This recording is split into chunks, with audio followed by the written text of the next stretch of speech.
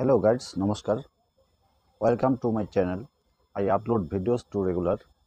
Please like, share and subscribe my channel. হ্যাঁ viewers, আজকে এই অ্যালোভেরা গাছ থেকে সোনা বানানোর সবচেয়ে সরল পদ্ধতি আপনাদের হাতে প্রমাণ সহকারে আমি তুলে দেব। তার আগে বলবো এই অ্যালোভেরার যে ঔষধি গুণ, এই ঔষধি গুণের কথা।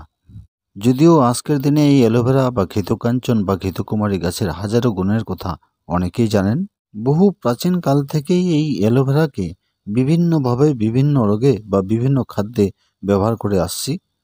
তাই তো আজকালকার দিনে বিভিন্ন খাদ্যে এবং বিভিন্ন বিউটি প্রোডাক্টের মধ্যে আমরা এই অ্যালোভেরা সংযোগের কথা উল্লেখ পাই, যেমন ময়েশ্চারাইজার, লোশন, সাবান, গ্লিসারিন, ফেস ওয়াশ ইত্যাদি।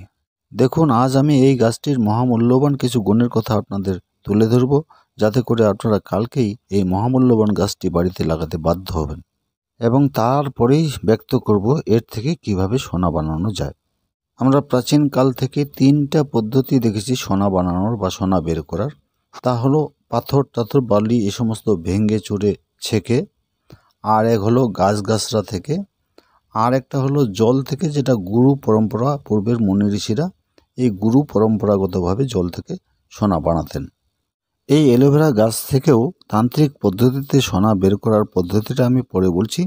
তার আগে বলি এই অ্যালোভেরা গাছের কিছু ঔষধি গুণের কথা।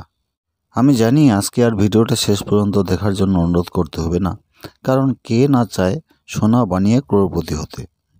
হ্যাঁ গাইডস, তান্ত্রিক পদ্ধতিতে এই অ্যালোভেরা গাছ থেকে সোনা বের করা ছাড়াও অনেক কোম্পানি বা ব্যক্তি কিন্তু এই অ্যালোভেরার গুণ জেনে তাদের প্রোডাক্টে এই অ্যালোভেরা মিশ্রিত করে সেই অ্যালোভেরা বিক্রি করে আজকের দিনে ক্রোড়পতি হয়ে গেল।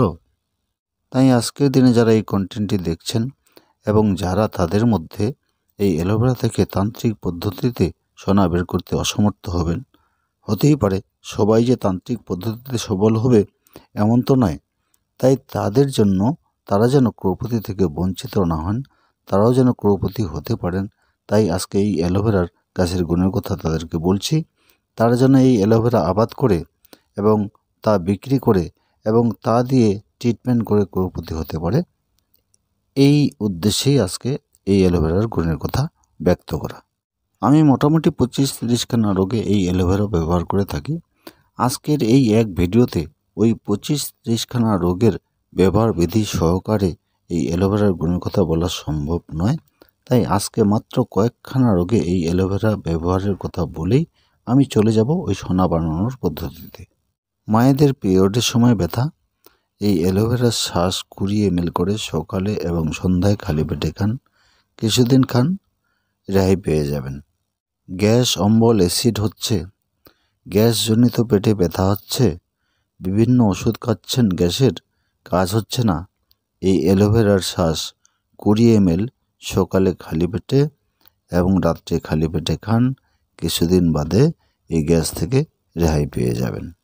লিভারের সমস্যা, লিভার বড় হয়ে যাচ্ছে, লিভারে চর্বি ধরেছে, লিভার জনিত কারণে আপনার সবসময় গ্যাস হচ্ছে, লিভারের যত রকম সমস্যা, আপনি এই অ্যালোভেরার শ্বাস সকালে খালি পেটে 20 ml এবং রাত্রে খালি পেটে খাওয়ার আগে 20 ml খান, মুক্তি পেয়ে যাবেন। আপনার শরীরে টক্সিন জমেছে, আপনি ডিটক্সিফাই হতে চান, আপনার ভিতরে শরীরটাকে ক্লিয়ার করতে চান, পরিষ্কার করতে চান, সকালে 1 গ্লাস অ্যালোভেরার শ্বাস নিয়ে তাতে কালো লবণ, সন্দব লবণ এবং কিছু সাদা লবণ দিয়ে ঘেটে সেটা শরবত বানিয়ে খালি পেটে খান। ব্যাস, আপনি ডিটক্সিফাই হয়ে যাবেন, আপনার শরীর ভিতর থেকে ক্লিন হয়ে যাবে। গ্রামে গঞ্জে অনেকেই ম্যাজিক দেখে থাকবেন, যেখানে দেখবেন যে একটা কাগজে কড়াই বানিয়েছে এবং সেখানে তেল দিয়ে আগুনে চাপিয়ে পিঠা ভেজে দিচ্ছে।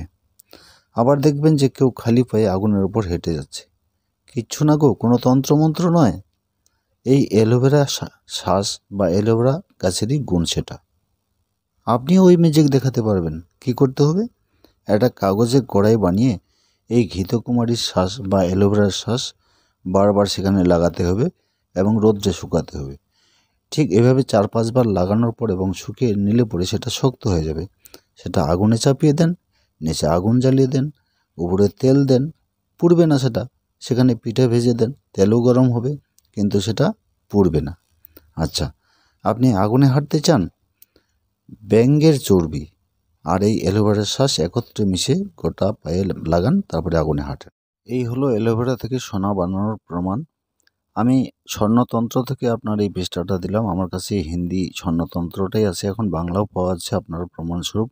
সেই বইটা কিনে এই প্রমাণটা দেখতে পারেন। আর এর আগে যে আপনাদের আমি খালি পায়ে আগুনে হাঁটার কথা বললাম, সেটাও কিন্তু প্রমাণিত। সেটা হলো প্রাচীন ইন্দ্রজাল বইয়ে আপনারা পাবেন।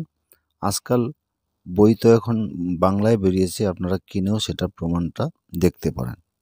কারণ এই তন্ত্রবিজ্ঞান চ্যানেলের উদ্দেশ্য আপনাদের কাছে অপ্রমাণিত জিনিস তুলে ধরা নয়। এবার চলুন জেনে নেওয়া যাক প্রাচীন ওই স্বর্ণতন্ত্রে অ্যালোভেরা থেকে সোনা বানানোর পদ্ধতিটা কি, সেটা বাংলায় ব্যাখ্যা করি। সেখানে দেবাদিদেব মহাদেব পরশুরামকে বলেছিলেন, হে বৎস, কোনো শুভ দিন অর্থাৎ একাদশী, পূর্ণিমা কিংবা সংক্রান্তি, এই সমস্ত শুভ দিনে বাড়িতে একটা এই ঘৃতকাঞ্চন বা ঘৃতকুমারী গাছ লাগাতে হবে এবং এই শুভ দিন থেকেই সকাল, দুপুর, সন্ধ্যা, এই ত্রিসন্ধ্যা আপন আপন গুরুমন্ত্র কিংবা শিবের মন্ত্র, এই মন্ত্রটা জপ করে করে সেখানে এই ত্রিসন্ধ্যায় জল দিতে হবে। সেই গাছের উপরে, গাছের গোড়ায় জল দিতে হবে এবং সেটা লেগে গেলে প্রথম যে একটা পাতা বেরোবে, প্রথম যে পাতাটা বেরোবে সেই পাতায় তামার একটা সুচ বানিয়ে, তামা দিয়ে সুচ বানিয়ে সেই সুচ সেই পাতার মধ্যে প্রবেশ করাতে হবে, মানে ভিতরে ঢোকাতে হবে।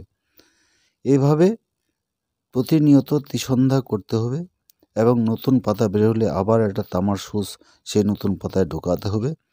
এইভাবে চালাতে হবে এবং ক্রমান্বয়ে ফুল আসা পর্যন্ত এই সুচ বা তামার সুচ ওই নতুন পাতা আসলেই ঢোকাতে হবে। এভাবে করলে মহাদেব বলেছে যে এভাবে ফুল উৎপন্ন হওয়ার পর তারপরে সেই তাম্র সুবর্ণে পরিণত হবে, অর্থাৎ সেই তাম্র বা তামার সুচগুলো রজত অর্থাৎ খাঁটি সোনায় পরিণত হবে। তাহলে গাইস, আজকে এই পর্যন্তই। তন্ত্রবিজ্ঞান চ্যানেলের পক্ষ থেকে ধন্যবাদ।